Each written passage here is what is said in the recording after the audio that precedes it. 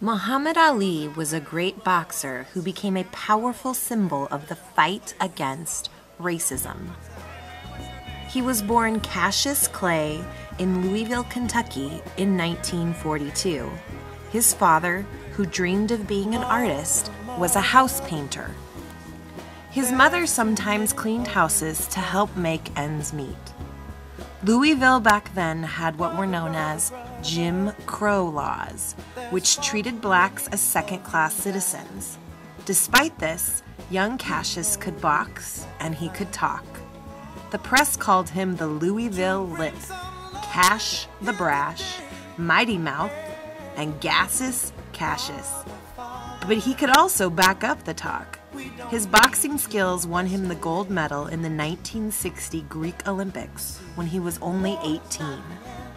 The week after returning home from the Olympics, Cassius went to a Louisville restaurant with his medal around his neck and was denied service because of the color of his skin. Cassius then said he threw his beloved medal into the Ohio River. Cassius looked for political answers and began finding them when he heard Malcolm X speak at a meeting of the Nation of Islam. The young fighter and Malcolm became fast friends. At this time, he also shocked the world by beating champion Sonny Liston. He boasted, "I'm the greatest of all time." The day after he beat Sonny, Cassius announced publicly that he was joining the Nation of Islam. The Olympic gold medalist now stood with a group that called white people devils and stood unapologetically for self-defense and racial separation. He changed his name to Muhammad Ali.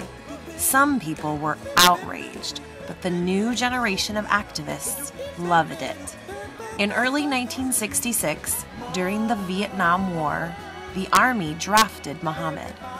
He heard this news surrounded by reporters and blurted out one of the most famous phrases of the 1960s.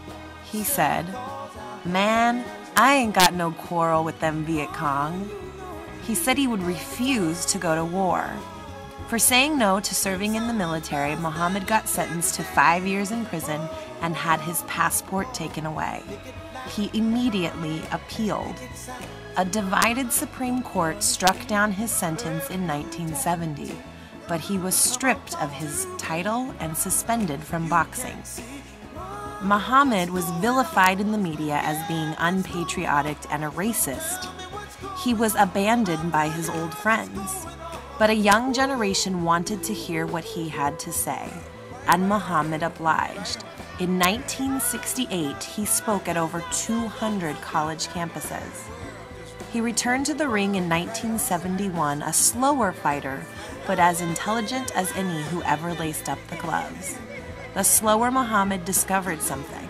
He had a jaw of iron and could take a punch. Unfortunately, his bravery in taking punches aggravated the disease that would cripple him, the disease known as Parkinson's. The new, slowed Muhammad with slurred speech due to his disease has now been celebrated and much loved. Louisville named a street after him, and presidents invited him to the White House. Today, he is considered a walking saint. But his resistance to racism and war is a key chapter in our struggles for social justice to remember.